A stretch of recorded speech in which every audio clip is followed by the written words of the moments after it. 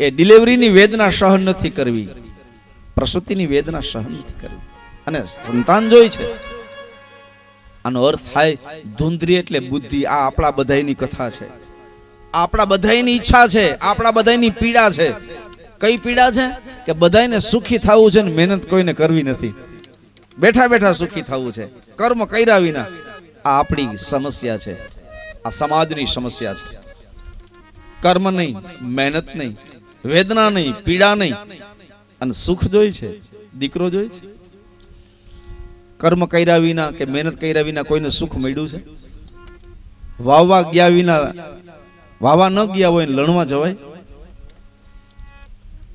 કર્મ ન કરીએ તો કામ થાય? એક વસ્તુ યાદ રાખજો, આ સમાજમાં લોકો ઘણા જોરાયવા રાખે છે કે અમને સુખ ક્યારે મળશે. પલાઠી છોડી નાખો એટલે સુખ મળી જાય, કામે લાગી જાઓ. પંચાંગ ખોલાવે સુખ ન મળે, કામ કરવાથી સુખ મળે. સાહેબ, જોવાનો વિષય છે આ. એ તો બ્રાહ્મણને દક્ષિણા વધારે મળે તો એમ કહે કે જાઓ તમને સુખ મળશે, પણ પલાઠી છોડ્યા વિના કામે ચડી જાવ. જેને સુખી થવું છે એ કામે ચડી જાવ. વાત કર્મ કરે કિસ્મત બને, સીધો હિસાબ. जीवन का यही मरम, प्राणी तेरे हाथ में, अपना तेरा कर्म. कामे चढ़ी जाओ, कर्म करो तो सुखी थशो. બેઠા બેઠા સુખ ન મળે ક્યારે. તો ધુંધલીને ફળ આપ્યું છે આત્મદેવ નામના બ્રાહ્મણે. એ ધુંધલીએ કીધું ફળ નથી ખાવું પણ દીકરો જોઈએ છે, એટલે હવે રસ્તો શું કાઢવો? ખોટા રસ્તા જેટલા કાઢીએ ને એના બધાય ખોટા જ નીકળે, પછી બધાય ખોટા રસ્તા આપને ને આપને ઘેરી વળે. આ નિયમ છે, યાદ રાખો. એટલે ખોટો રસ્તો કાઢ્યો ધુંધલીએ. એની બેનને બોલાવી, એની બેનને બોલાવી એટલું કહ્યું કે તારા બનેવી એક સંત પાસેથી ફળ લઈ આવ્યા છે, એ ફળ ખાવાથી મને ગર્ભ રહે, મને દીકરો થાય, અને હું ઈચ્છું પણ છું કે મને દીકરો થાય. પણ પછી પ્રસૂતિની વેદના જે સહન કરવી પડે છે ને એ મારે સહન નથી કરવી. આનો કોઈ ઈલાજ છે? તો એની બેને કહ્યું, ઈલાજ કાઢી દીધો. ખોટા પ્રશ્નોના જવાબ બધાય ખોટા. એક વસ્તુ યાદ રાખજો, જિંદગીમાં જ્યારે મૂંઝાય ને, આમ તો જીવન દર્પણ જેવું હોવું જોઈએ, સાચું જ બોલવું, સત્યને રસ્તે હાલવું, ઊંઘ તરત આવી જાય, પડખા ફરવા ન પડે, એવું જીવન જીવી. આખો દિવસનું કર્મ આપણું એવું હોય કે રાત્રે ઊંઘ આવી જાય, અને આખી જિંદગીનું આપણું કર્મ એવું હોવું જોઈએ કે અંત સમયે જ્યારે હુવાનો વારો આવે ને એ નીંદર તરત જ આવી જાય, જીવ નીકળી જાય તરત જ. કોઈ બંધન નહીં, કોઈ એટેચમેન્ટ નહીં, કોઈ લગાવ નહીં, કોઈ કુંડાળા નહીં, આટી ઘૂંટી વાળું જીવન નહીં, સરળ. અને ભલે ઓછું મળે, શું વાંધો છે? વધારે મેળવીને શું ફાયદો? સુખ અને દુઃખના કારણ તો મન છે, તો શું ફાયદો? સરળ અને સહજ સીધું જીવન, નિષ્કપટ નિર્દંભ, મસ્તીમાં રહો, ખુશ રહો.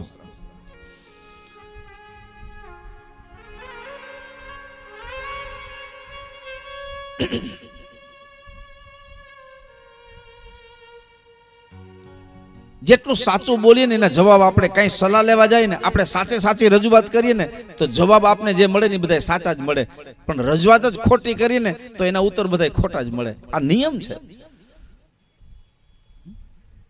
સીધી વાત છે. ડોક્ટર પાસે જઈને હકીકતે માથું દુખતું હોય ને આપણે કઈક સાહેબ પેટમાં દુખે તો એ પેટની દવા દઈએ, ખોટો આપણે બોલ્યા તો ખોટી દવા આવી, સીધો હિસાબ. ખોટાના જવાબ ખોટા, સાચાના જવાબ સાચા. સત્ય બોલો.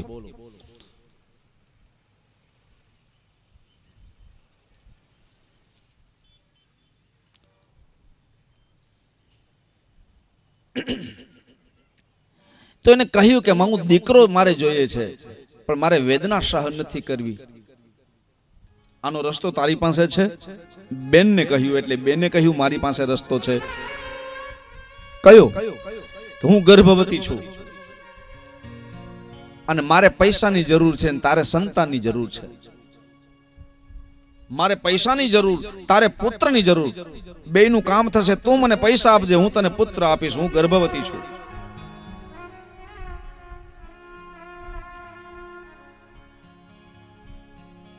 એટલે તારે પ્રસૂતિની વેદના સહન ન કરવી પડે ને તને દીકરોય મળી જાય.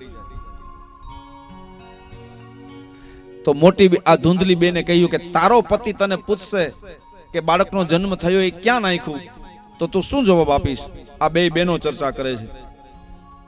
તો ધૂંધલીની બેને કહ્યું કે મારો પતિ મને પૂછશે તો હું એને એમ કહી દઈશ કે મને મરેલું બાળકનો જન્મ થયો એટલે મેં દફનાવી દીધું.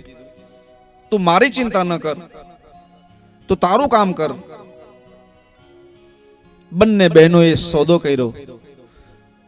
નાની બેને પુત્રનો જન્મ થયો એટલે ધૂંધલીને આપી દીધો. પછી ધૂંધલી એની બેનને કીધું કે તને દીકરાનો જન્મ થશે એ તો તું મને આપી દઈશ, એ સમજાણું. પણ તારા બનેવી જે આ ફળ લઈ આવ્યા છે એ ફળનું શું કરવું? તો નાની બેને કીધું કે એ ગાયને આપી દે, જેથી પરીક્ષા થઈ જાય કે આ ફળમાં એ શક્તિ છે કે ગાયને દીકરો થાય. એટલે જાઓ એ ફળ ગાયને આપો. એટલે ધૂંધલીએ ફળ ગાયને આપી દીધું. અને તારે ત્યાં હવે સંતાન થાય તે તું મને આપી દેજે, અને મેં ફળ ખાધું છે એવું હું મારા પતિને કહીશ. ધૂંધલીએ આનો અર્થ એ થયો હું મારા પતિને છેતરીશ. પતિના પગે હાલું. પતિ પગે પગ દેવો અને પછી પડતો બોલ ઝીલી લેવો. અજ મીઠો મેવો માની લેવો રે, એ પતિની આજ્ઞા એને માથા પર એ ચડાવી લેવી રે. એક એક વાક્ય યાદ રહી જાય ને તો જીવન બદલાઈ જાય. આજે બહેનો પાસેથી બીજી દક્ષિણા માંગુ છું કે જીવનમાં જો સુખી થવું હોય ને તો તમારો પતિ જેમ કેમ હાય હા કરજો. ઈ કે રાત છે અને હકીકતમાં દિવસ હોય તો તમારે કહી દેવાનું કે રાત છે. ઈ કે દિવસ છે તો તમારે કેવું દિવસ છે.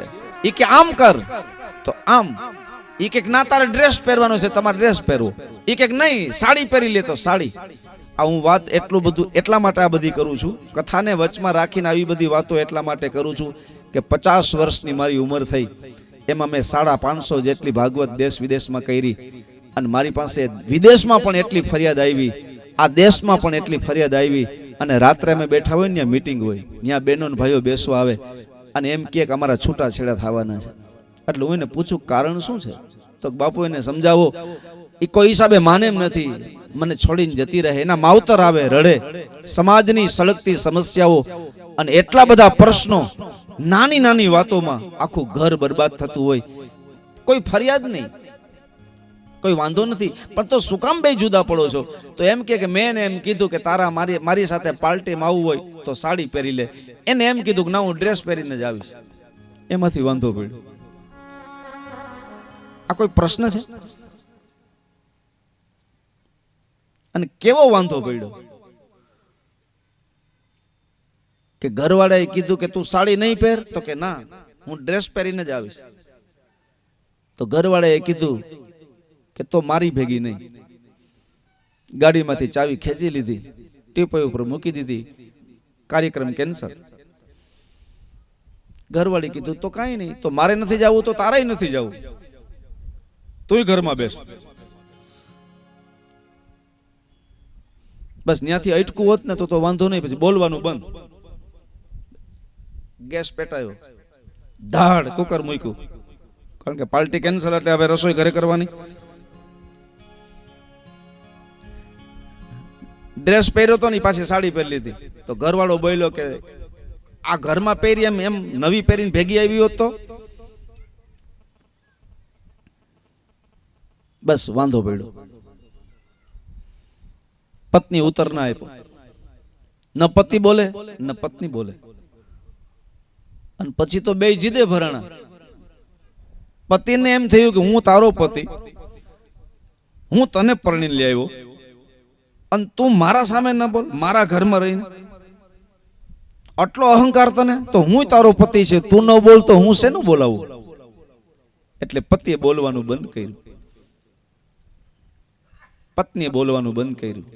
એક દિવસ જતો રહ્યો, બીજો દિવસ બોલવાનું બંધ. પણ એકબીજે ઘર મારી એટલે જરૂર તો પડે, એકબીજાને જરૂર પડે ને તો ચિઠ્ઠી લખે, ટીપા ઉપર મૂકી દે, એકબીજા વાંચે અને પછી અમલમાં મૂકી દે. શું ખાવું છે એમ ઘરવાળી લખે, જે ખાવું હોય કાગળની ચિઠ્ઠીમાં લખીને મૂકો, ઘરવાળો લખીને મૂકી દે, રસોઈ બને, પણ બોલવાનું બંધ. આમ 8 દિવસ થયા ને, અને ઘરવાળીનો મગજ ગયો, કપડાની બેગ ભરીને જતી રહી. એક છોકરાને તેડી લીધો. આ વાત સાંભળવા જેવી છે, ધડો લીધા જેવી છે. નાનકડી વાત પણ કામ કેવડું મોટું થઈ જાય, કોઈના જીવન ડૂબતા બચી જાય એવી વાત છે આ. નાનકડા છોકરાને તેડી લીધું ને એક છોકરાના આંગળીએ બેગ ભરી બાળકોના પોતાના કપડા લઈને પિયર જતી રહી અને પત્ર ચિઠ્ઠી લખી, ટીપાઈ ઉપર રાખી કે તમારી તમામ વસ્તુ અહીં રાખી જાઉં છું, કબાટની ચાવી અહીંયા છે અને હું જાઉં છું મારા પિયરે. બે બાળકોને લઈને જતી રહી ઘરવાળી. ઈ જ્યારે હાલતી થઈ ને ત્યારે એના ઘરવાળાએ ખાલી એટલું કીધું કે જેમ જાશો એમ પાછી તારી રીતે આવતી રહેજે, હું તેડવા નહીં આવું, અને હું જવાનું કહેતો નથી. આટલું તોય બોલ્યો એ ઘરવાળો. તો ગઈ. અમુક ટાઈમ થયો એટલે છોકરાને એડમિશન આપી દીધું સ્કૂલમાં. છોકરાઓ મોટા થવા માંડ્યા. 1 વર્ષ, 2 વર્ષ, 3, 4, 5 એમ વર્ષો વ્યતીત થવા લાગ્યા. બાળકો મોટા થઈ ગયા. નાના બાળકોને તેડીને ગઈ હતી ની બાળકો 10-15 વર્ષના થઈ ગયા. આટલા વર્ષો વ્યતીત થઈ ગયા. ગામમાં કથા બેઠી, વિશાળ આયોજન થઈ ગયું અને ગામે ગામથી લોકો કથામાં માંડ્યા આવવા. એટલી ભાવવાહી કથા, એક ભાવથી બધા સાંભળવા લાગ્યા.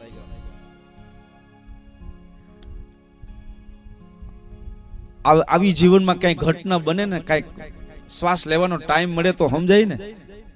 પણ યુવાનીના ઘોડા વાયુ વેગે હાલતા હોય એને કોણ રોકે, કોણ સમજાવે? નિરાશ થઈ ગઈ બધા, એને ભાવથી બધા કથા સાંભળવા માંડ્યા. બહેનોનો વિરાટ સંખ્યા, ભાઈઓની વિરાટ સંખ્યા. એમાં જે આ બે પતિ પત્નીને વાંધો પડ્યો ને, એ એક જ શહેરમાં રહેતા હતા. પછી ઘરવાળી ગઈ એટલે હોટલમાં ખાવાનું ચાલુ કર્યું. ગામમાં પિયર ને ગામમાં સાસરું, ગામમાં રે. એમાં ભાઈઓની સંખ્યામાં એનો પતિ આવીને કથા સાંભળે છે. જીવનમાં ઘા લાગી ગયો હોય ને માણસ પછી ધીરો પડી જાય. પત્નીનો વિયોગ, આ બધી સળગતી સગડી છે. અને આવી સગડી, આવી અગ્નિ છે ને, એ 11 જાતની અગ્નિ છે. કુગ્રામ વાસ, જે ગામમાં આપણે સમજી ન હગે, આપણે ખૂબ ભણેલા ગણેલા હોય, આપણી વાતને કોઈ સમજી ન હગે, ઈ ગામમાં આપણે રહેવું પડે ને, ઈ બળવું પડે. કુગ્રામ વાસ. આપણે જ્ઞાની હોય, આપણી પાસે એટલી બધી બુદ્ધિ હોય કે આપણે જેને વાત કરીએ ને બધાનું કલ્યાણ કરી શકે, પણ આપણો વિરોધ કરે લોકો અને આપણે કોઈ સમજી ન હગે, અને આપણે એ ગામમાં રહેવું પડે. વિદ્વાન માણસને અજ્ઞાની ગામમાં રહેવું, ઈ છાતીએ સળગતી અગ્નિ.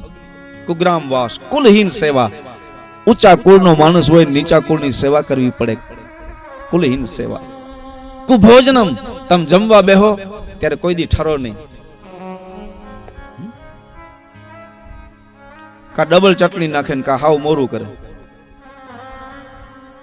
કુભોજનમ, કોઈ દી ભોજન માં શાંતિ નહીં, સ્વાદ નહીં. અને ક્રોધ મુખી ચ ભાર્યા. ઘરનું માણસ અતિ ક્રોધી હોય, બોલાવીએ તો ડાચકા ભરે. આવી ઘરવાળી મળી જાય તો એ વગર અગ્નિ હળગાવે માણસને. કુગ્રામ વાસ, કુલહીન સેવા, કુભોજનમ, ક્રોધમુખી ચ ભાર્યા. મૂર્ખો હિ પુત્રો, અને વિધવા જ કન્યા. દીકરો હોય પણ મૂર્ખ હોય, અને નાની ઉંમરમાં દીકરી એ વિધવા બનીને ઘરે આવે, બાપની ઘરે જિંદગી કાઢવી પડે. બાપ એને જ્યારે જ્યારે જોવે ને ત્યારે બાપના આંખમાં આંસુ આવી જાય. આ બધી અગ્નિ છે ને. હગો બાપ એ આપણી પાસે પૈસા માંગતો હોય તો માથે કરજો ન હોવો જોઈએ. જો જિંદગીમાં શાંતિ હોવી રાખવી હોય તો કર્જ ન હોવું જોઈએ. સગા બાપનું પણ ઋણ નહીં. વ્યવહાર બાપ દીકરાનો વ્યવહાર, કર્જ કોઈનું નહીં. જિંદગીમાં ખુશ રહેવું હોય તો કરજ ન કરતા. કરજવાન માણસને કોઈ દિવસ ઊંઘ ના આવે, ઈ સળગા રાખે. ઋણસ્ય શેષ કૃપણસ્ય સેવા. 60 માણસની ગમે એટલી સેવા કરો તો ઈ ન્યાલ થાય તો શું આપે આપને? 60 ની સેવા નહીં. ઋણસ્ય શેષ કૃપણસ્ય સેવા. આ 11 જાતની અગ્નિ છે ને, એમાં ઘરનું માણસ રિહાઈને વહી જાય ને, ઈ એક અગ્નિ છે ને, એટલે મેં આ 11 અગ્નિ ઉપાડી છે. આ દાખલામાં દાખલો છે. ભાર્યા વિયોગ. પતિને તરછોડીને પત્ની પિયર હાલી જાય અને આવે નહીં, અને પાછળથી એનો પતિને જે વિયોગ થાય ને, એ સીતાનો વિયોગ રામને થયો હતો. એમ ઘરવાળી પતિને છોડીને પિયર વહી જાય અને પછી આવે નહીં, અને પતિની પાછળ જે દશા થાય ને, એ જીવતા અગ્નિ છે. એ એક જાતનો એ માણસ એમાં બૈડા જ રાખે, બૈડા જ રાખે. અને સ્વજનપવાદ છેલ્લી. દરિદ્ર કાલે પ્રિય દર્શનમ. ગરીબાઈ આંટો મારી ગઈ હોય અને મહેમાન આંટો દેવા આવે ને, કઈ રીતે રાખવા? એ એક અગ્નિ છે. ખિસ્સામાં પૈસા હોય નહીં, નામ મોટું હોય, અને અન્નના ધનના ભંડાર ખુલી ગયા હોય ને મહેમાનો આવે તો એનું આગતા સ્વાગતા કઈ રીતે કરવી? એ માણસ બૈડા રાખે. અને સ્વજનપવાદ કુટુંબ ક્લેશ. ભાઈઓ વાંધા પડે, એમાં કદાચ આપણે નાના ભાઈને દબાવીને જીતી જાય તો એ જીતા કહેવાય? નાના ભાઈને મારી લઈ અને ભાઈ રડી પડે તો આપણો એ વિજય કહેવાય? દીકરો બાપને મારી લે, બાપ દીકરાને મારી લે, અને ઘરમાં ઝઘડો થાય, એમાં આપણો વિજય મળે તો એ વિજય કહેવાય?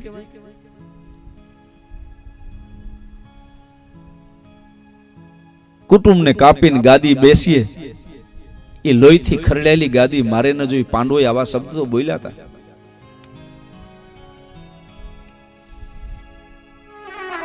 તો સ્વજનપવાદ, કુટુંબ ક્લેશ. બીજા સાથે ક્લેશ સારો નહીં. કોઈની હત્યા, કોઈને મારામારી કરીને સંપત્તિ લેવી એ સારું નહીં. પણ એમાં કુટુંબને, પોતાનું કુટુંબને છેતરીને કે મારામારી કરીને લઈ લઈએ, એમાં શાંતિ મળે? એમાં ધર્મ હોય? એમાં સલામતી છે? એમાં શાંતિ છે?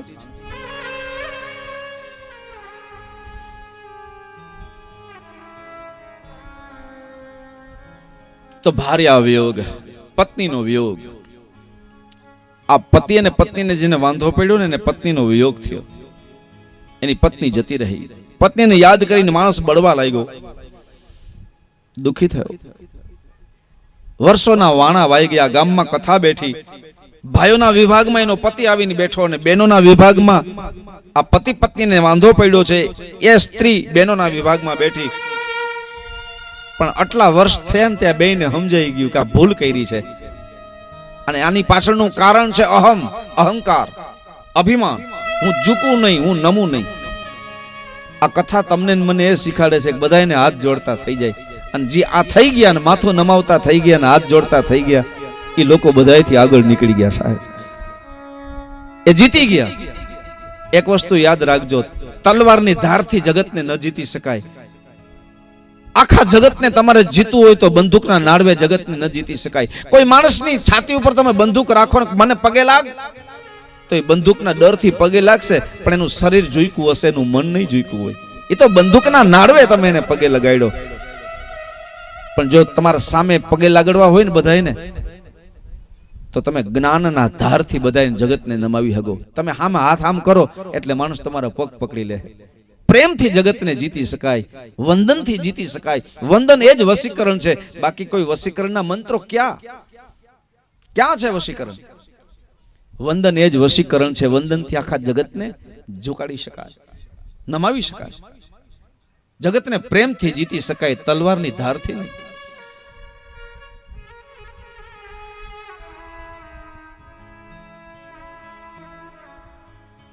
તો પતિ અને પત્ની બે કથા સાંભળે છે, પણ ઓલો ઘા લાગ્યો છે ને પતિ પત્નીના વિયોગનો, તો હવે અભિમાન બધું જતું રહ્યું. અને અભિમાન જતું રહ્યું એટલે દિલ એનું ખાલી થઈ ગયું.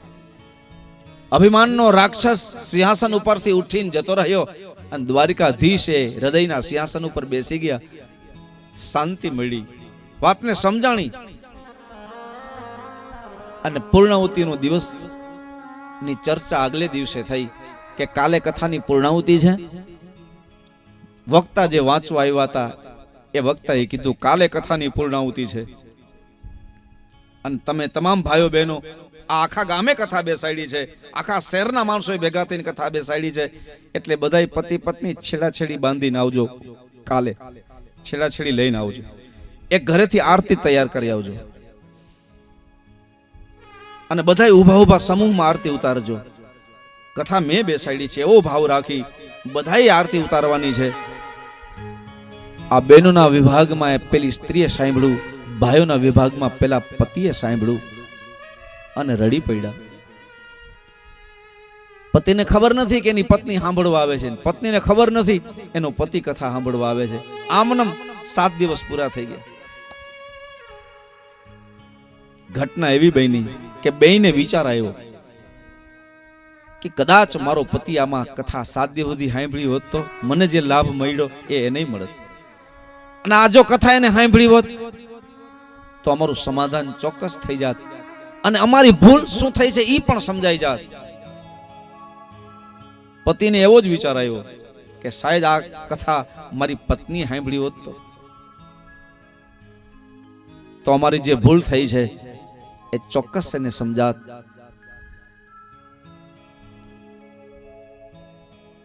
મને લાભ મળ્યો એને મળત, અમને બેયને જે અહંકાર આવ્યો એ અહંકાર અમારો જતો રહે. બસ કથાનો તે દિવસનો વિરામ થઈને બધા લોકો જતા રહ્યા. બધા ભાઈ બહેનો જતા રહ્યા એટલે એક સ્ત્રી એક મંડપની થાંભલી પાસે બેઠી છે, રડે છે. એક પુરુષના વિભાગમાં એક પતિ રડે છે. ખિસ્સામાંથી રૂમાલ કાઢી આંસુથી મુખ સાફ કરે છે. ઘણો સમય થઈ ગયો. નિશ્વાસો નાખતો ધીમે ધીમે ઊભો થઈને પતિ હાલતો થયો. ત્યાં વિરાટ મંડપમાં એક સ્ત્રી બેઠી છે, એના 2 બાળકો બેઠા હતા. માને સાંત્વના આપે છે. માં ઊભી થઈ અને એ હાલતી થઈ. લોકો ક્યારના જતા રહ્યા છે. રોશની પેટાઈ ગઈ મંડપમાં. મંડપ ખાલી છે. પતિ અને પત્ની બેય મંડપમાં. બેયને એકબીજાનું દુઃખનું કારણ જાણવાની ઈચ્છા થઈ કે મારા જેવી કોઈ દુખિયારી લાગે છે. પત્નીને પણ એવું થયું કે મારા જેવો કોઈ દુખી લાગે છે. બેય નજીક આવ્યા અને ઓળખી ગયા કે ઓહ, આ તો મારો પતિ છે. એની પત્નીને પણ ખ્યાલ આવ્યો કે આ મારો પતિ. પતિને ખ્યાલ આવ્યો આ મારી પત્ની છે. બેએ માફી પત્ર લખ્યા હતા, ખિસ્સામાં રાખ્યા હતા, અને નક્કી કર્યું હતું કે જો મને ક્યાંય ભેગા થાય તો મારે માફી માંગી લેવી છે. મને આ કથાના જ્ઞાન દ્વારા એટલું સમજણ આવી ગઈ છે કે જીવનમાં અહંકાર માણસનું પતન કરે છે. શું અહંકાર કરવો? શેનો અહંકાર? આ કેવડી મોટી પૃથ્વી, કેવડો બ્રહ્મ, અહીંયા રાવણ જતા રહ્યા, અહીંયા હિરણ્યકશિપ જેવા જતા રહ્યા, અને ઘડીના 6ઠા ભાગમાં સ્તંભમાંથી પ્રગટી અને હિરણ્યકશિપને ભગવાને મારી નાખ્યો. કેવડો હિરણ્યકશિપ કે આકાશમાં મસ્તક જાય અને જેના કાનમાં પહેરવાના કુંડળ રાવણ ઉઠાવી ન શકે. હિરણ્યકશિપને ઘડીના 6ઠા ભાગમાં ભગવાને મારી નાખ્યો. શેનો અહંકાર? ગ્રહોને ઢોલિયાના પાયે બાંધી દે અને કૈલાસને ઉઠાવે અને શિવ તાંડવ બોલે એવો રાવણ ઘડીના 6ઠા ભાગમાં જતો રહ્યો. શેનો અહંકાર?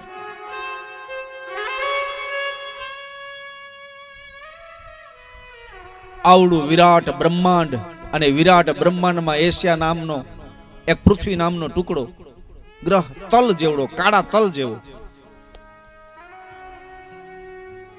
અને વિરાટ પૃથ્વીમાં એશિયા ખંડ ને એમાં ભારત દેશ, એમાં પાછી 75% પાણી, 25% પૃથ્વી, એમાં 25% પૃથ્વીમાં પાછો એશિયા ખંડ, એમાં ભારત દેશ. ભારત દેશમાં એમાં ગુજરાત રાજ્ય, એમાં આપણો જામનગર જિલ્લો, એમાં આપણો તાલુકો, એમાં આપણું નાનકડું ગામ, ઈ નાનકડા ગામમાં નાનકડી શેરી, નાનકડી શેરીમાં નાનકડું મકાન, ઈ નાનકડા મકાનમાં આપણે 5 ફૂટના કેવડા.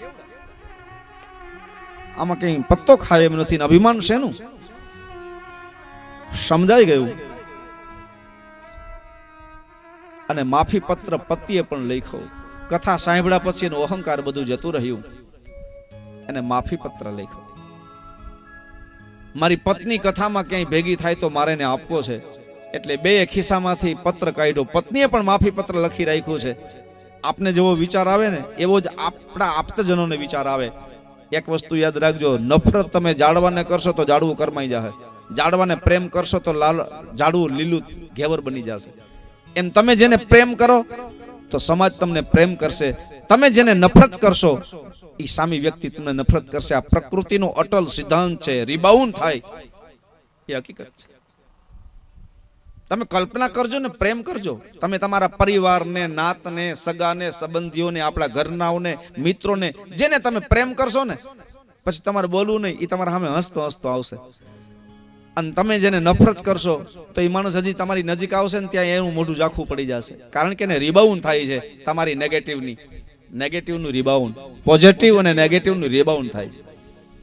તો પોઝિટિવનું પોઝિટિવ રિબાઉન્ડ, નેગેટિવનું નેગેટિવ રિબાઉન્ડ થાય.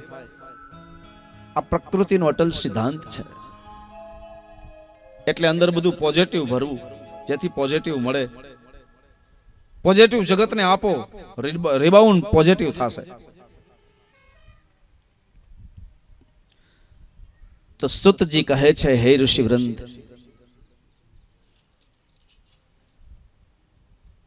આ પ્રસંગ એવો બન્યો કે બે સામસામા માફી પત્ર આપ્યા. એકબીજાના પત્ર એકબીજાએ આપ્યા ને જોયું તો માફી પત્ર હતા. આ શું છે? એના પતિએ કીધું કે આ માફી પત્ર, સોરી મારી ભૂલ થઈ. અરે ઘરવાળો ઉઠીને સોરી બોલે. એની ઘરવાળીએ શું કીધું ખબર છે?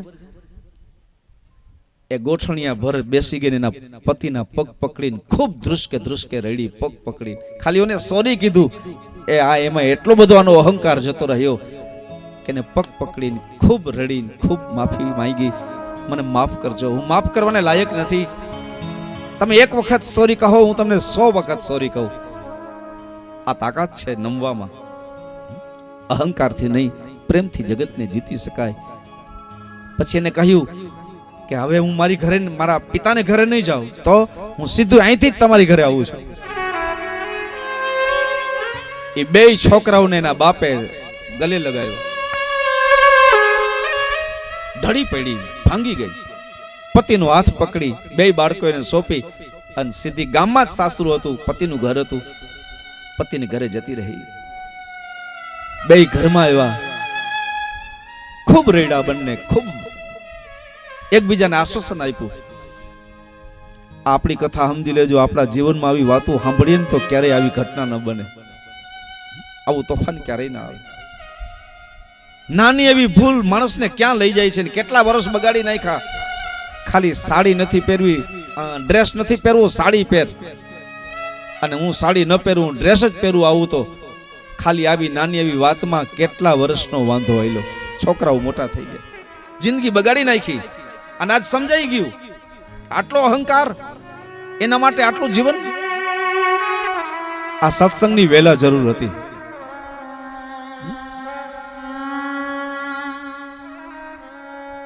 બસ સમજાઈ ગયું સત્ય.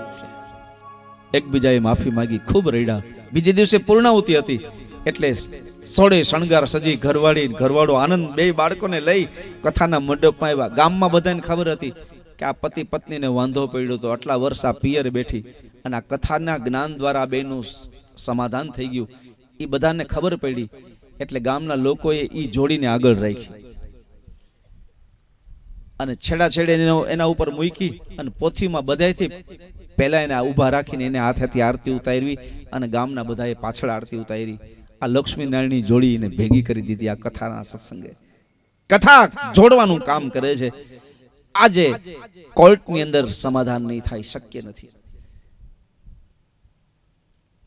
જીવનમાં કોઈ મુસીબત આવે ને તો કોર્ટના શરણે જવા કરતા શાસ્ત્રના શરણે જજો, તમને ત્યાં ન્યાય મળશે. ત્યાં શાંતિ છે, ત્યાં સલામતી છે.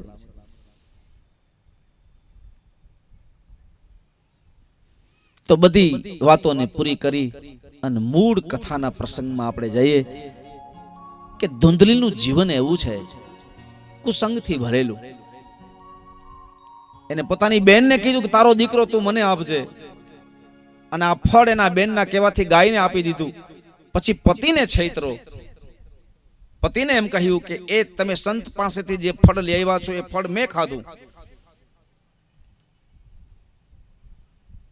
અને હું ગર્ભવતી છું. ભોળો પતિ માની ગયો. સમજો ને, પતિ એટલે કોણ? પતિ એટલે આત્મા, અને એને કોણ છેતરે છે? બુદ્ધિ. ધૂંધલી એટલે બુદ્ધિ. બુદ્ધિ વારે વારે આત્માને છેતરે છે. મેં ફળ ખાધું, હું ગર્ભવતી છું, તમે પિતા બનવાનો છો. એટલે ભોળો પતિ માની ગયો, આત્મા માની ગયો.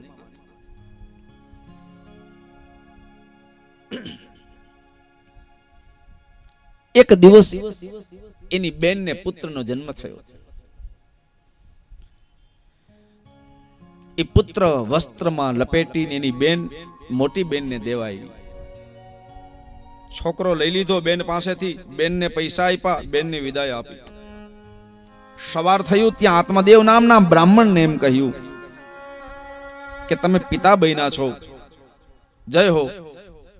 હું માં બની, મને પુત્રનો જન્મ થયો છે બેનનો. અને કહ્યું, પોતાના પતિને છેતરીને કહ્યું કે મને પુત્રનો જન્મ થયો છે.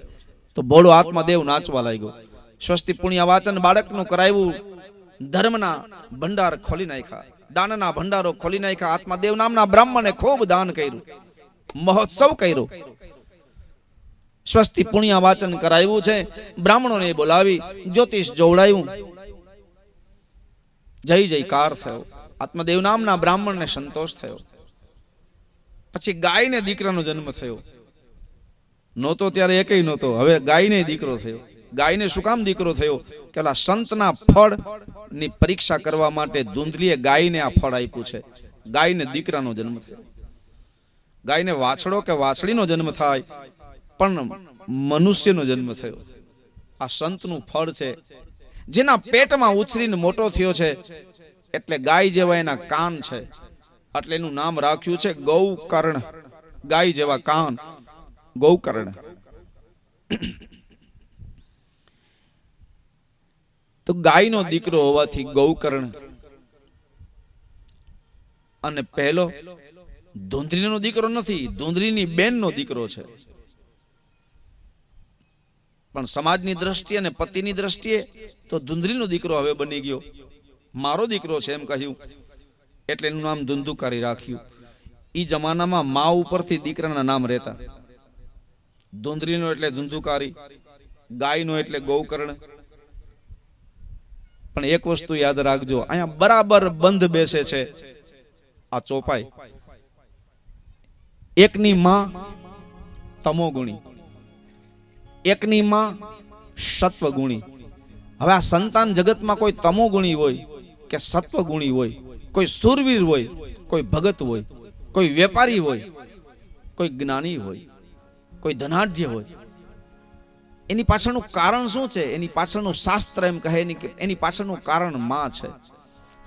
રજસ તમસ સતગુણવતી માતા પ્રકૃતિ પ્રધાન, જૈસી જનની ભાવના વૈસાહી સંતાન. માની જેવી ભાવના હોય એવા સંતાન થશે. યાદ રાખજો, એમાં જવાબદાર માં છે.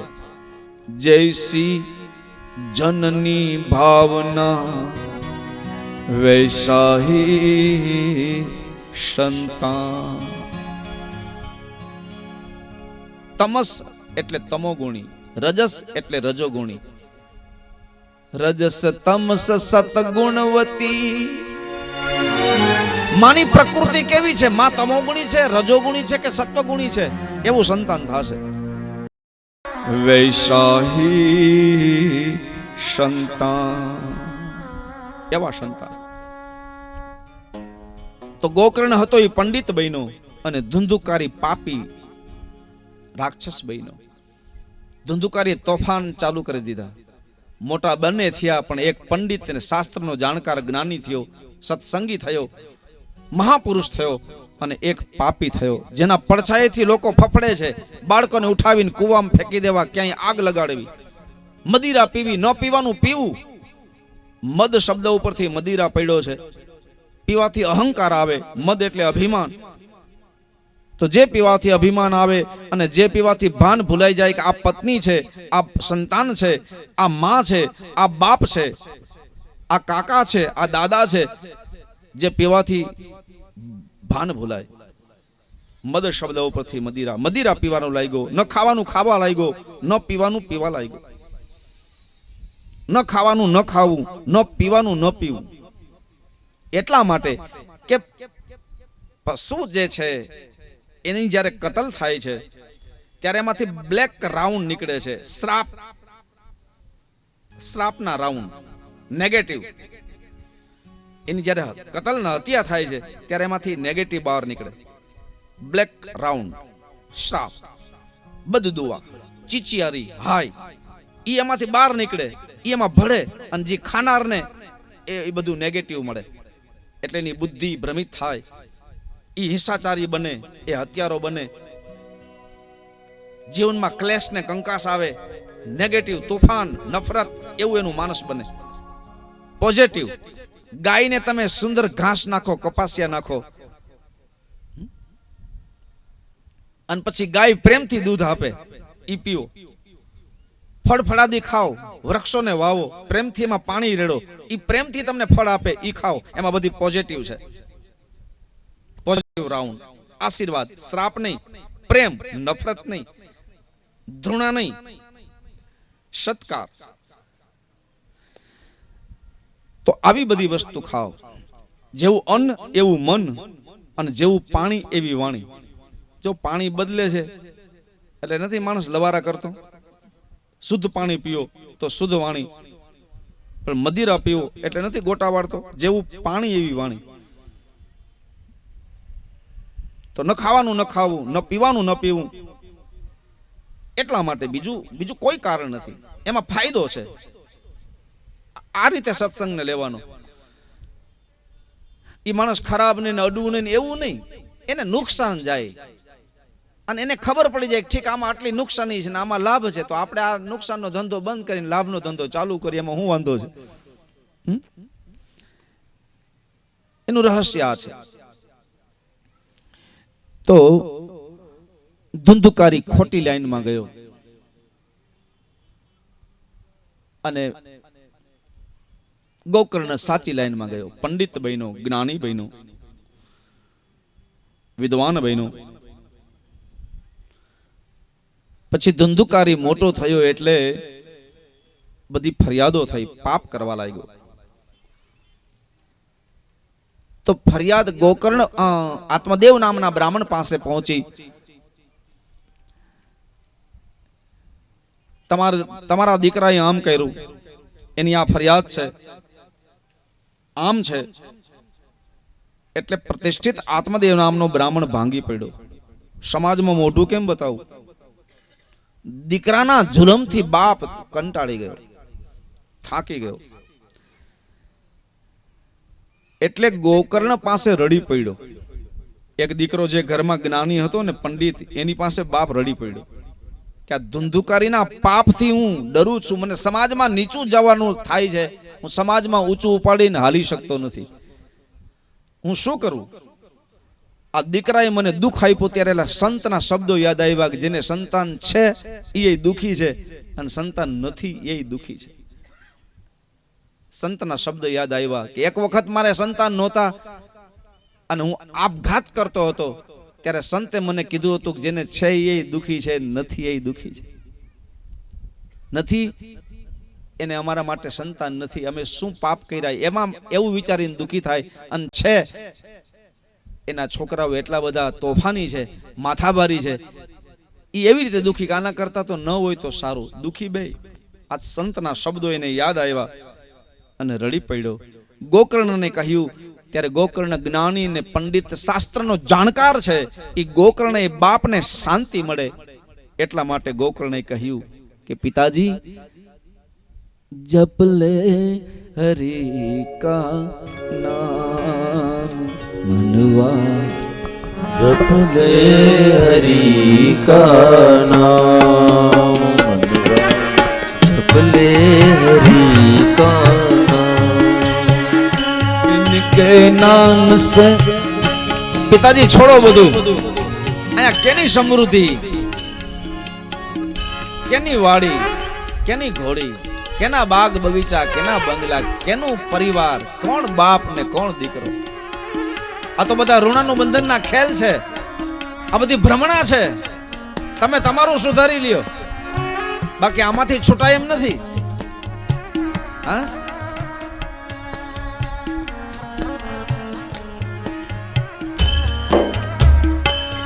આ જગતમાં આપણા પિતાના આપણા ફોટા રાખીએ છીએ ઘરે હવેના છોકરાઓ બાપનું નામે વાહે લગાડતા નથી હા ખાલી છોકરાનું એકનું નામ હોય સરનેમ હોય પાછળ બાપનું નામ તમે નહીં જોવો ક્યાંય તો હવે દાદાની તો વાત જ ક્યાં આવી ઘણાને ઘરે દાદાના ફોટા હજી રાખ્યા છે આપણે કઈ આ તો કે અમારા દાદા છે હવે જેના માટે આખી જિંદગી આપણે દઈ દીધી ઈ તો આપણા ફોટા રાખવા તૈયાર નથી હા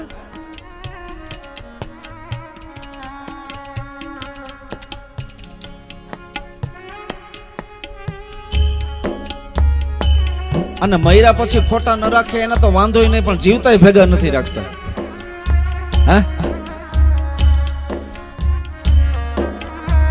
આપણે ક્યાં પહોંચી ગયા પણ એક વસ્તુ પ્રસંગ આવ્યો છે એટલે કહું છું કે જીવતા તમે ભેગા ન રાખો તો કાંઈ વાંધો નહીં પણ આપણે આપણા માવતરને ભેગા નહીં રાખીએ એટલે આપણે આ છોકરા આપણે ભેગા રાખવાના નથી આ સત્ય છે એ હકીકત છે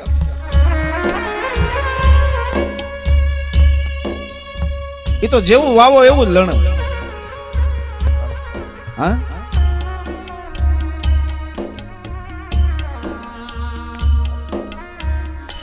એક દીકરાએ બાપને 20 વારનો કપડાનો ટુકડો દીધો 20 મીટરનો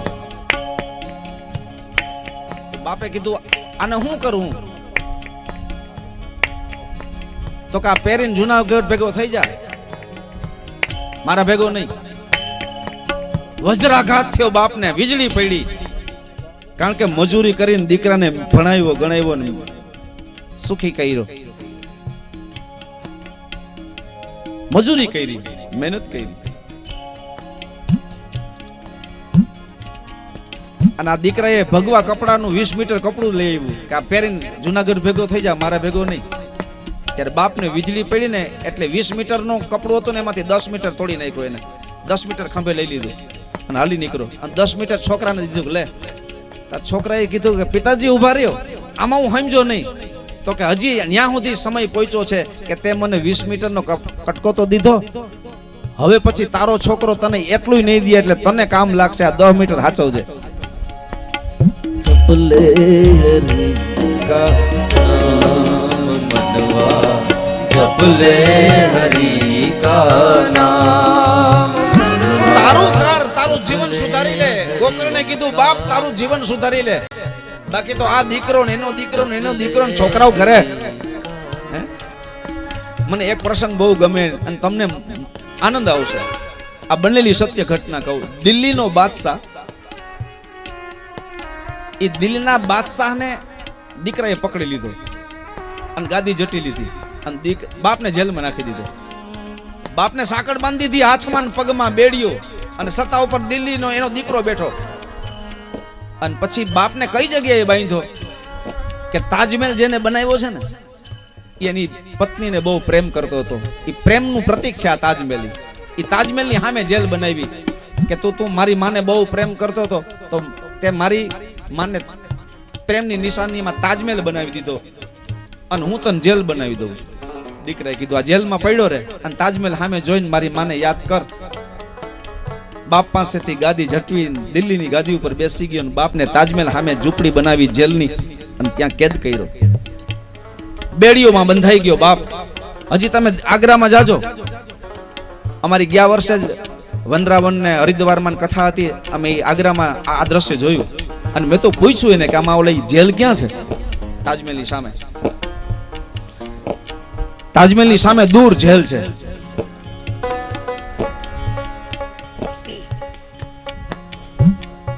આ દ્રશ્ય જોયું. બાપ જેલમાં, દીકરો દિલ્હીની સત્તા ઉપર, બેડીઓ બાંધી છે અને દાઢી વધી ગઈ છે. ખૂણામાં એક માટલું છે પાણીનું ભરેલું. સાકરનો વજન ન ઝીલી શકે એ દિલ્હીનો બાદશાહ એ જેલમાં ચક્કર ચક્કર ફરે છે ને તરસ લાગી ગઈ. અને માટલું જ્યારે નમાવીને પાણી પીતો હતો ને ત્યાં માટલું પડી ગયું, ફૂટી ગયું. બાપ તરસો છે ને એ જ ટાઈમે દીકરો આવીને ઉભો રહ્યો, પણ માટલું પડી ગયું ને એટલે દીકરો ખડખડાટ હંસો. પણ જેલ ખોલીને પાણી ન પાયું. બાપ પાસે તો સત્તા લઈ લીધી, સમૃદ્ધિ બધી લઈ લીધી, બાપને જેલમાં પૂર્યો ને બાપ તરસો છે તો દીકરો પાણી નથી પાતો અને ખડખડાટ હંસો. અને પછી ત્યાંથી દીકરો જવાની તૈયારી કરી ને ત્યારે બાપે કીધું કે બેટા ઉભો રે, કામ છે, ઉભો રે. દીકરો પાછો વળ્યો. બેડીઓમાં બંધ, તાળા માર્યા છે. અને દિલ્હીના બાદશાહે બનેલી ઘટના જેલમાં ઊંચા હાથ કરીને એમ કીધું, એ પરવરદિગાર, એ ખુદા, હવે પછી જો મને મારા કોઈ પુણ્યના કારણે મને મનુષ્ય જન્મ મળવાનો હોય તો હવે પછી મને જન્મ આપતો, મને હિન્દુમાં જન્મ આપ. તો દીકરો બોલ્યો, ગુસ્સે થઈ ગયો. કેમ? તો કે એટલા માટે કે તું મને જીવતા પાણી નથી પાતો, તારા નજર સામે માટલું ફૂટી ગયું, મને તરસ લાગે છે, મારું કંઠ સુકાય છે, હું પાણી પાણી કરું, અને દીકરો જેનો સામે ઉભો હોય ને પાણી ના આપે તો હિન્દુમાં તો મૈરા પછી બાપનું નામ લઈને પીપરે પાણી રેડે છે બધા. એટલે કહું છું કે જેના મૈરા પછી બાપ દાદાઓને જો પીપરે પાણી રેડતા હોય એ પહોંચે કે ન પહોંચે એ મને ખબર નથી, પણ પીપળે જે પાણી બાપનું નામ લઈને પીવડાવે એ બાપની જીવતા કેવી સેવા કરતો હોય છે. તો આ ભૂલી ન જાય એટલા માટે યાદ રાખવું કે પીપળે રેડાય કે ન રેડાય બહુ મહત્વ નથી. કદાચ ન રેડવા જાવ તો કોઈ વાંધો નહીં, પણ જીવતા મોકો ચૂકતા નહીં. મહત્વ જીવતાનું છે સાહેબ. માની સેવા કરી લેજો અને બાપની સેવા કરી લેજો, બાકી પછી તસવીરો આપણી પાસે રહેશે, બાકી કોઈ વસ્તુ નહીં રહે. સમય ચૂકી જાશું અને આપણી માવતરની આપણે સેવા કરશું ને તો ઈ જ સંસ્કાર છોકરાઓમાં જોશે.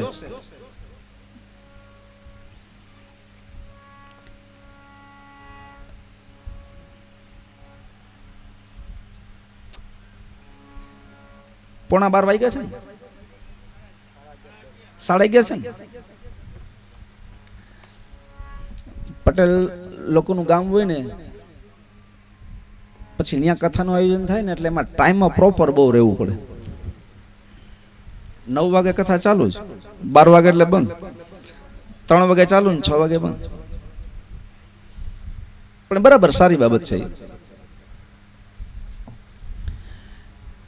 એક અનુસંધાનમાં બીજી વાત કરીને મૂળ કથાનો પ્રારંભ કરું. એક પતિ અને પત્ની બે સુખમય જીવન જીવતા હતા. એમાં પત્ની મૃત્યુ પામી. એનો પતિ અકેલો પડ્યો. એનો એક દીકરો, એ દીકરાને બાપે ખૂબ ભણાવ્યો. એ ભણાવી ગણાવીને વિદેશ મોકલો. ગામડામાં રહેવા વાળો, ખેતી કામ કરવા વાળો બાપ, ઘરની ખેતી નહીં, વાડી નહીં, એટલે મજૂરી કરે, રેકડો ખેંચે ગામમાં. અને દીકરાની ઈચ્છા પૂરી કરી, વિદેશ દીકરાને મોકલો, ખૂબ ભણાવ્યો. વિદેશથી દીકરાનો કાગળ આવે કે પિતાજી મારે વધારે પૈસાની જરૂર છે. તો બાપે એક ટાઈમ જમવાનું ચાલુ રાખ્યું ને એક ટાઈમ જમવાનું બંધ કર્યું અને રેકડો ખેંચી પૈસા ભેગા કરીને દીકરાને મોકલાવ્યા. દીકરો મોટો ઓફિસર બન્યો, ખૂબ ભણ્યો, વિદેશમાં સર્ટિફિકેટ મળ્યું. ભારત સરકારે એને મોટો ઓફિસર બનાવીને નોકરી આપી. ભારત સરકારે એનો બંગલો આપ્યો, એની ગાડી આપી, એને નોકર ચાકર આપ્યા, એને સત્તા મળી, એની નોકરી સ્વીકારી, હાજર થયો નોકરી ઉપર. સરકારી બંગલો, સરકારી ગાડી, તમામ વ્યવસ્થા. દ્વારપાળ ઉપર દરવાજે સિક્યુરિટી ગાર્ડ. પોતાની ગાડી લઈને ગામડામાં આવ્યો તો ગામના લોકોએ સ્વાગત કર્યું. એનું માં હતી નહીં, મજૂરી કરીને બાપ રહેતો હતો. એ બાપનું પોટલું ગાડીમાં નાખ્યું દીકરાએ. ડ્રાઈવરને કીધું કે ચાલો. બાપને પાછળની સીટમાં બેસાડ્યા. બાપે દીકરાને ગલે લગાવ્યો. આવડો મોટો માણસ થઈ ગયો તું, હું આ ગામમાં મજૂરી કરીને મેં તને ભણાવ્યો.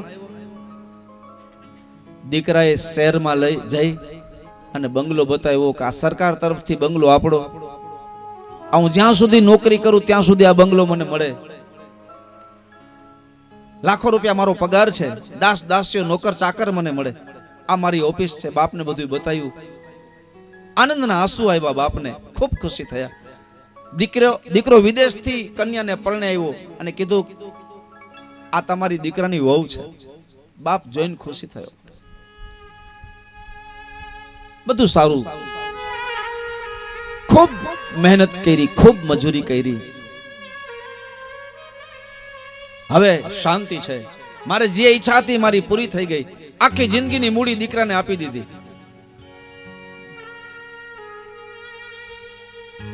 એક ટાઈમ બાપ જમ્યો નહીં, એટલી બધી દીકરાને લાડ લડાવ્યો. અને બધું શહેર બતાવ્યું, ઓફિસ બતાવી, બંગલો બતાવ્યો. છેલ્લે ઘરે આવ્યા ને ત્યારે દીકરાએ એટલું કીધું કે બાપજી એક વાત કહું. શું? કે તમે ખૂબ ભોગ દીધો, મને વિદેશ ભણાવ્યો, તમે એક ટાઈમ જમ્યા નહીં, મને બધી ખબર છે.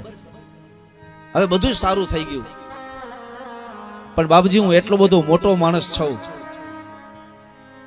એટલા બધા રાજકીય નેતા મને મળવા આવતા હોય, એટલા અધિકારી મને મળવા આવતા હોય, એટલા વિદેશના માણસો મને મળવા આવતા હોય, એટલી મારી મીટિંગો હાલતી હોય, ઘરે લોકો મળવા આવે, અને તમે આમ ખેડૂત જેવા દેખાવ, મેલા ઘેલા, શોભો નહીં મારા બંગલામાં. એટલે માફ કરજો, તમારે ઓલી નનકડી ઓયડી જે કોર્નર ઉપર છે ને એમાં રહેવાનું છે.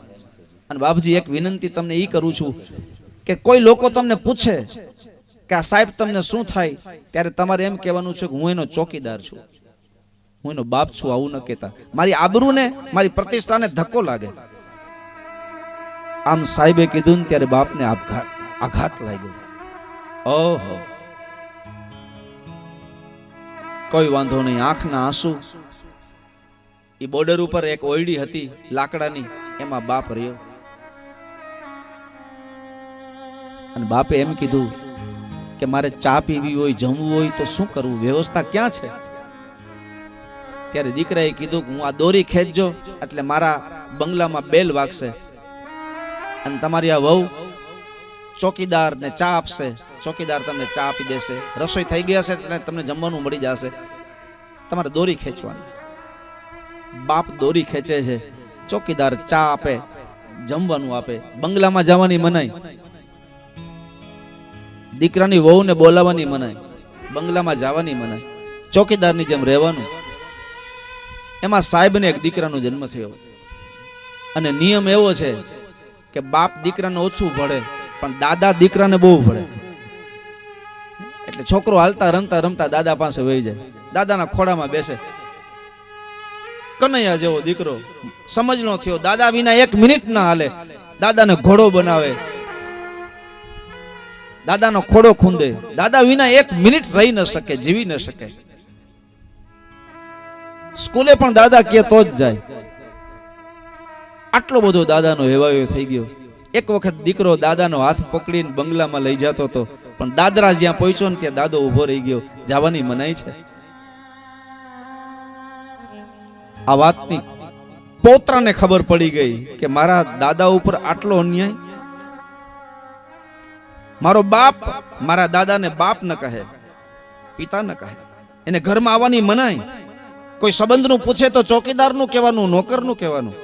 દીકરો સમજનો થઈ ગયો, સમજી ગયો બધું. મારા દાદાને ચા પીવી હોય તો દોરી ખેંચવાની, ઘરમાં આવવાની મનાઈ. એટલે છોકરાએ ટોકરી ઉતારી લીધી, જે દાદા દોરી ખેંચતા ની ટોકરી છોકરાએ ઉતારી લીધી અને પોતાની ભણવાની બેગમાં થેલામાં રાખી દીધી. દાદા દોરી ખેંચે તો ચા આવે નહીં, જમવાનું આવે નહીં.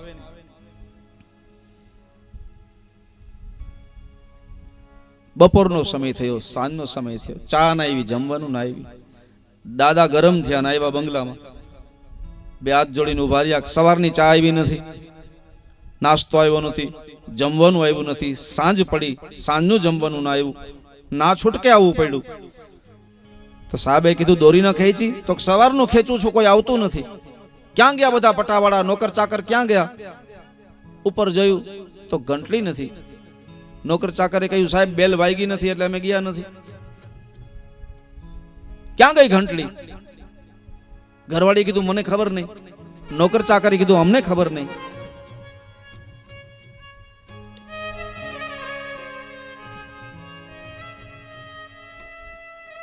ગઈ ક્યાં? ત્યાં છોકરાએ પોતાના દફતરમાંથી ઘંટડી કાઢીને પોતાના પિતા પાસે આવીને કીધું કે બાપજી મારી પાસે છે. બેટા આ ઘંટડીને તારે શું કરવી છે? તો કે આ ઘંટડી તમે બાંધી અને એનો છેડો દાદાને આપ્યો. એ દાદા વારે વારે દોરી ખેંચે તો ઘંટડી વાગે અને ઘસાઈ ન જાય અને તૂટી જાય.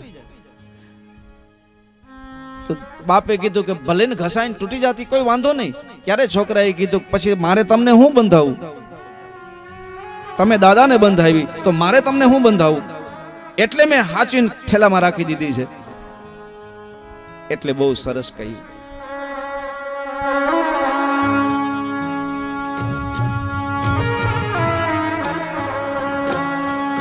સંતાનથી સેવા ચાહો, સંતાન છો સેવા કરો.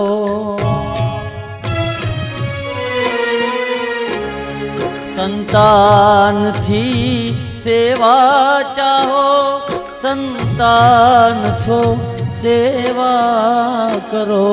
જેવું કરો તેવું ભરો, એ ભાવના ભૂલશો નહીં. જેવું કરો તેવું ભરો, એ ભાવના ભૂલશો નહીં. ભૂલો ભલે બીજું બધું, મા બાપને ભૂલશો નહીં. મા બાપને ભૂલશો નહીં. મા બાપને ભૂલશો નહીં. આ એક આપણી પરંપરા છે, આપણી એક થિયરી છે, એક પદ્ધતિ છે કે માવતર એ સુખ દુઃખ ભોગવી અને કલ્પના તો કરો કે પોતાનું ઘરનું મકાન છોકરાને આપી દે, વાડીને ખેતર છોકરાને આપી દે, દુકાન છોકરાને આપી દે, સોનું ને હીરા માણેક ઘરમાં હોય છોકરાને આપી દે અને છેલ્લે છોકરા ધક્કો મારી દે. કલ્પના કરી છે ક્યારે? આ એક પરંપરા છે આપણી કે આપણે બધી મિલકત છોકરાને આપીએ, છોકરા આપણી સેવા કરે, માવતર બધી છોકરાઓની ઈચ્છા પૂરી કરે અને પછી છોકરાઓએ માવતરની ઈચ્છા પૂરી કરવાની હોય. આ એક ક્રમ છે, એ ક્રમ તૂટી જશે. યુવાની હોય ત્યારે માવતરે કર્મ કર્યું હોય, બાળકોને મોટા કરે અને બાળકો જુવાન થાય ને ત્યારે માવતર બુઢા થાય ત્યારે જુવાન એ દીકરાઓ હવે પછી માવતરને સંભાળી લેવાના, પછી એના છોકરા એને સંભાળી લેશે, એના છોકરા એને સંભાળી લેશે. કે આ ક્રમ છે, પરંપરા છે, એ તૂટી જશે. માનવ જાત ઉપરથી ભરોસો ઉઠી જશે.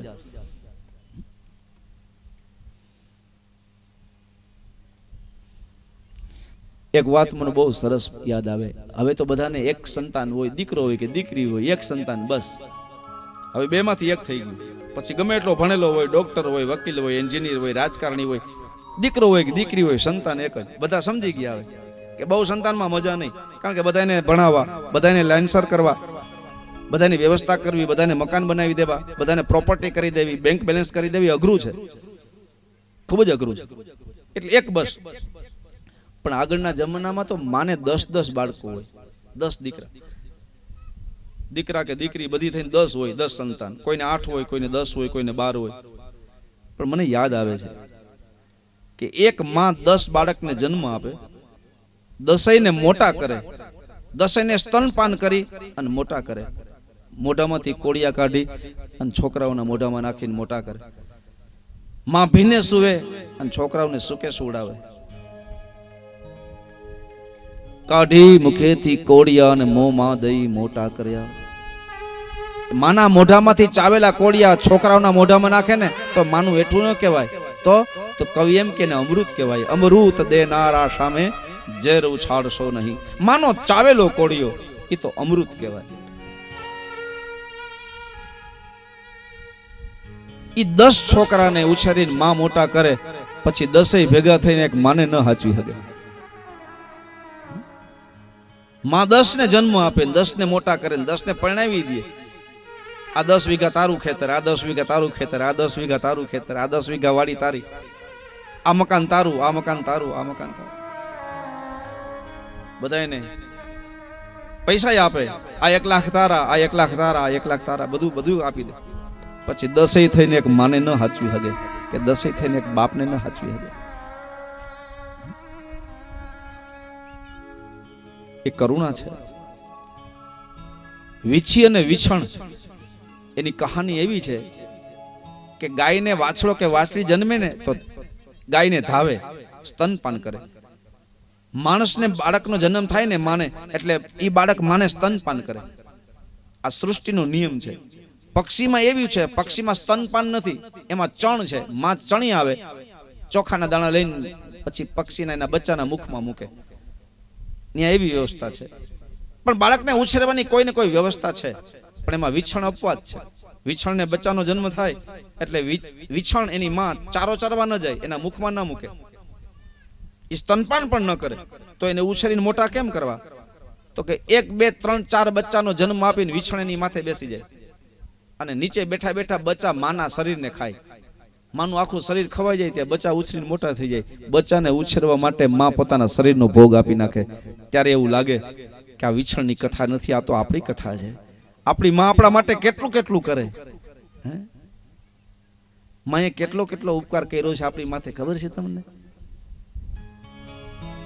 હોટલ અને લોજના બાકડે હવે બિલ પહેલા મોકલાવે.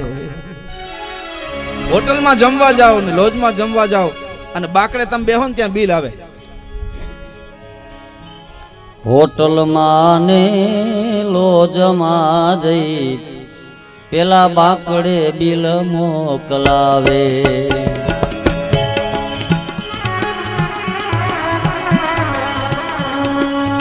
એ માતા મારી એ મજૂરી કરીને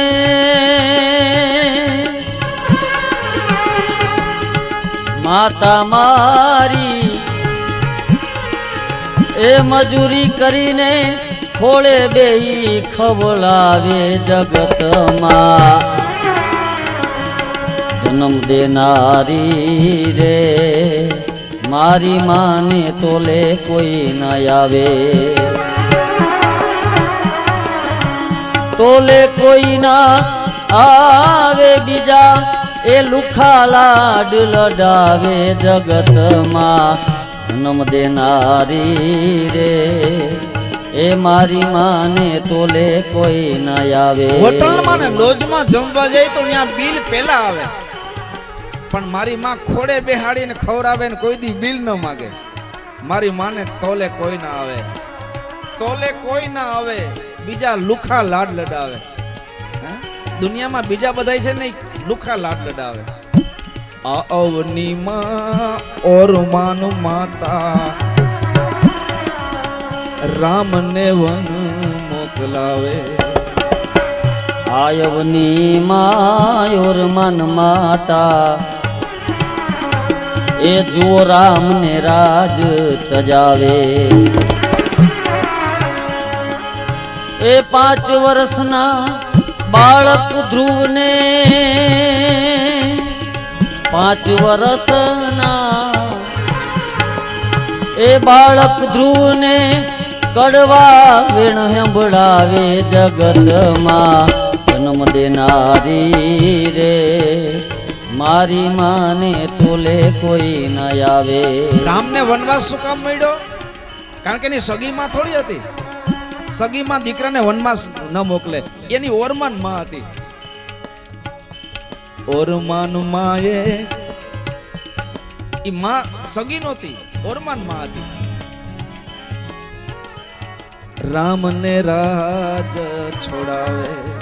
તારે 14 વર્ષ વનવાસ શું કામ? એની જનની નહોતી, અપર માં હતી, બીજી માં હતી, ઓરમાન માં હતી. ઈ બીજા લુખા લાડ લડાવે. ઓરમાન માં આ કરે, બીજા આવું કરે. 5 વર્ષના ધ્રુવને ઈ કડવા વેણ સંભળાવે. કારણ કે ધ્રુવ એનો દીકરો નહોતો, એ અપરમાં છે, એ ઓરમાનમાં છે. એટલે કીધું કે તારા બાપના ખોડામાં બેસવું હોય તો તું મારે ખોડે જન્મ લેજે, જા તપ કર, એને કડવા વેણ સંભળાવે. શું કામ? એની સગીમાં નહોતી, અને હગીમાં હોય ને એ તો પારકી ઘરે મજૂરી કરીને માને દીકરાને ખોડે બેહીને ખવડાવે. મોટર ને મોટર બસ ને એરોપ્લેન માં એ પૈસા પેલા પડાવે.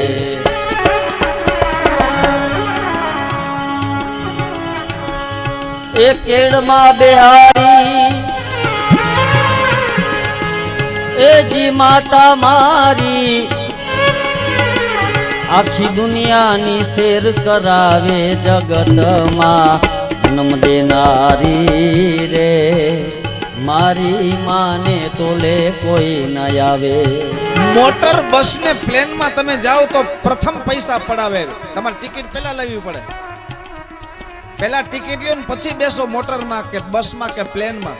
છે ટિકિટ, પૈસા આપ્યા છે, 45,000 રૂપિયા ભર્યા, જાઓ પ્લેનમાં. ટિકિટ દેખાડવી પડે. પૈસા પેલા પડાવે. પણ માતા મારી ઈ કેડે બેહાડીને આખી દુનિયાની સફરું કરાવે જગતમાં. કેડમાં બેહાડીને આખી દુનિયા દેખાડે. જો આ મેળો છે, જો આ પોપટ છે, જો આ ચકલી છે.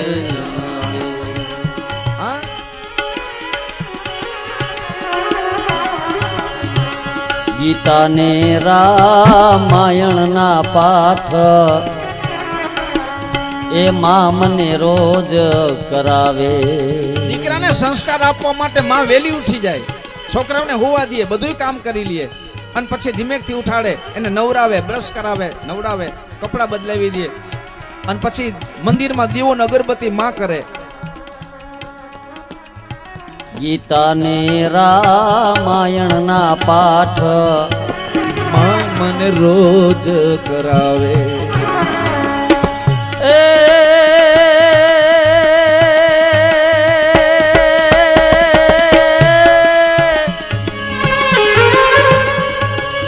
એ યાદ કરું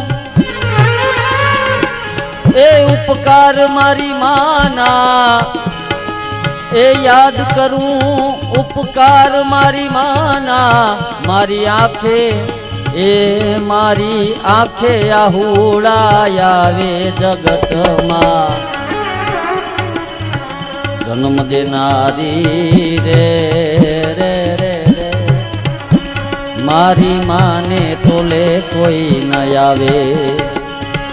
તોલે કોઈ ના આવે બીજા લુખારે લાડ લડાવે જગતમાં જન્મ દેનારી રે મારી માને તોલે કોઈ ન આવે. જ્યાં સુધી મળી નહીં માં ત્યાં સુધી પરમેશ્વર પણ પશુ રહ્યો, એ પણ દેવકી જાયો દેવકી તણો. અને રે તું તો કાનજી કેવાણો કાગડા.